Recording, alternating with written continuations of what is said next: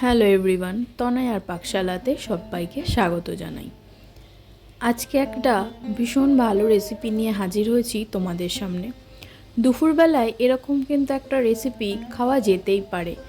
যারা এই ধরনের সবজি না খেয়ে থাকো তাদেরকে হাইলি রেকমেন্ড করব একবার এইভাবে বানাও। কথা দিচ্ছি তোমাদের জাস্ট অসাধারণ লাগবে। যেহেতু আমরা বানাচ্ছি তাই তোমাদের সঙ্গেও শেয়ার করলাম আজকের রেসিপি চিংড়ি বাঁধাকপির ভাপা। এর জন্য দেখো এখানে নিয়েছি একটা বড় সাইজের বাঁধাকপি আর নিয়েছি কিছু চিংড়ি মাছ, গার্নিশিংয়ের জন্য গোটা চিংড়ি রেখেছি। এখানে দেখো আমরা বাঁধাকপিগুলোকে একটু বড় বড় করে রাফলি চপ করে নেব। এবার একটা ডেচকি বসিয়ে নিলাম, যার মধ্যে দিলাম পরিমাণ মতন জল। জলটা ঈষদুষ্ণ গরম হলে দিয়ে দেবো বাঁধাকপিগুলোকে আমরা কিন্তু খুব একটা কুচাইনি। দেখো যেহেতু রাফলি চপ এই কারণে করেছি, এটা তোমরা পরে আস্তে আস্তে রেসিপিটি দেখতে থাকো, বুঝতে পারবে কেন করা হয়েছে। দিলাম পরিমাণ মতন নুন, দেব পরিমাণ মতন হলুদের গুঁড়ো। তোমরা কিন্তু প্রেশার কুক করো না, তাহলে সেটার কালার চেঞ্জ হয়ে যাবে আর খেতে কিন্তু বড্ড বাজে লাগবে। একটু ভাপিয়ে নিলেই যথেষ্ট। এবার এটাকে একটু ভালো করে এভাবে রেখে দিয়ে ঢাকা চাপা দিয়ে রাখলে কিন্তু দেখতে পারবে 5 থেকে 10 মিনিট পর খুব সুন্দর বাঁধাকপিগুলো কিন্তু ভাপ হয়ে গিয়েছে।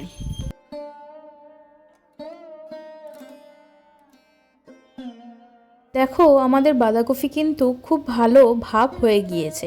এর থেকে বেশি আমাদের আর ভাপের প্রয়োজন নেই। এবার এটাকে একটা ঝুড়ির মধ্যে ঢেলে নিলাম। ততক্ষণে আমরা কিছু মশলা বেটে নিলাম কাঁচা লঙ্কা, বেশ খানিকটা পরিমাণে পোস্ত, দিলাম সর্ষে আর নিচে কিছু নর্মাল চীনা বাদাম। তোমরা চাইলে কিন্তু এখানে কাজুর ব্যবহার করতে পারো, আমরা প্লেন বাদাম দিলাম। এটাকে এবার খুব ভালো করে মশলাটাকে মিহি করে একটা মিহি পেস্ট বানিয়ে নিতে হবে। তোমরা চাইলে কিন্তু মিক্সার গ্রাইন্ডারও করতে পারো। দেখো এই বাটিটার মধ্যে তুলে নিলাম। সেই বাটির মধ্যেই সেই ভাপিয়ে রাখা বাঁধাকপিগুলোকে একটু কুইজ করে নেব। এর থেকে যে অতিরিক্ত জল আছে সেটাকে আমরা বের করে দেব এই বাটার মধ্যে। তোমরা এবার আশা করি বুঝতে পারছো, যদি খুব বেশি সিদ্ধ হয়ে যায় তাহলে কিন্তু এই কুইজ করতে গেলে ওখানেই বাঁধাকপি একদম ঘেটে যাবে। দেখো সম্পূর্ণ বাঁধাকপিটা দিয়ে দেওয়ার পর দিলাম বেশ খানিকটা পরিমাণে কাঁচা সর্ষের তেল। ভাপা জাতীয় জিনিসে কাঁচা সর্ষের তেল দেবো না তা কী করে হয়। দিলাম পরিমাণ মতন অল্প একটু চিনির গুঁড়ো। আর এখানে দিয়ে দেবো কিন্তু নুন হলুদ তোমরা যেমন দিয়েছিলে সেম। এবার দিয়ে দেবো কিছু চিংড়ি মাছ। প্রথমেই দেখিয়েছিলাম যে চিংড়ি মাছগুলো ছিল সেগুলোকে এর মধ্যে দিয়ে দেবো। দিয়ে খুব ভালো করে কিন্তু এইভাবে হাতের সাহায্যে মেখে নিতে হবে। এখানে আগে থেকে এটাকে আমরা খুব ভালো করে এইভাবে মেখে নেব। আর বাঁধাকপির যতটুকু সিদ্ধ হওয়া বাকি আছে সেটা কিন্তু কড়াইতেই আমরা ভাপিয়ে নেব। দেখো খুব ভালো করে এইভাবে মাখিয়ে নিলাম। এবার একটা কড়াই বসিয়ে নিলাম। কড়ার মধ্যে দিলাম অল্প একটু পরিমাণে সর্ষের তেল। তেলটা খুব সুন্দর গরম হলে যে গার্নিশিংয়ের জন্য রেখেছিলাম চিংড়ি মাছগুলোকে, সেগুলোকে কিন্তু নুন মাখিয়ে রেখেছিলাম, সেগুলোকে ভেজে তুলে নিলাম।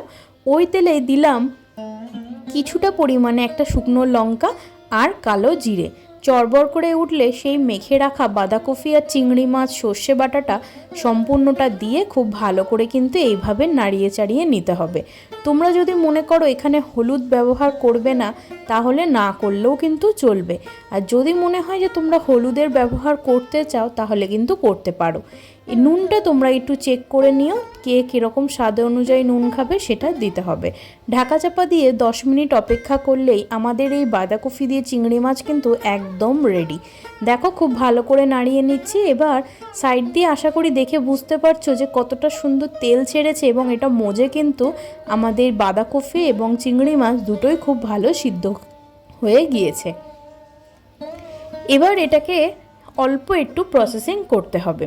সেটা কি বলো তো, ভাপা অথচ কাঁচা সর্ষের তেল লাস্টে দেবো না তা কি করে হয়। দিলাম 2-3 চামচ মতন কাঁচা সর্ষের তেল দিয়ে আবারও ঢাকা চাপা দিয়ে 5 মিনিট অপেক্ষা করার পর এবার কিন্তু এটাকে খুব ভালো করে এভাবে একটু নাড়িয়ে নিতে হবে, গ্যাসের ফ্লেমটাকে একদম লোতে রেখে। ব্যাস আমাদের এই রেডি একদম বাঁধাকপি দিয়ে চিংড়ি মাছ ভাপা। টাইম চ্যানেলটা ভিজিট করছো তাদের কাছে অনুরোধ রইল চ্যানেলটা সাবস্ক্রাইব করো, পাশে থাকা বেল আইকনটি প্রেস করো যাতে নতুন নোটিফিকেশান তোমাদের কাছে চলে আসে। আর এটা আমরা গার্নিশিং করলাম বাঁধাকপির পাতার মধ্যেই। চিংড়ি মাছগুলো দিয়েছিলাম প্রথমেই ভেজে রাখলাম, সেগুলোকে দিয়ে দিলাম। দেখতে ভালো লাগলো? তাহলে বন্ধু বান্ধব আত্মীয় স্বজন সবার সাথে শেয়ার করো এই সুন্দর এক রেসিপি। ধন্যবাদ, দেখা হচ্ছে আরও একটা রেসিপির সাথে।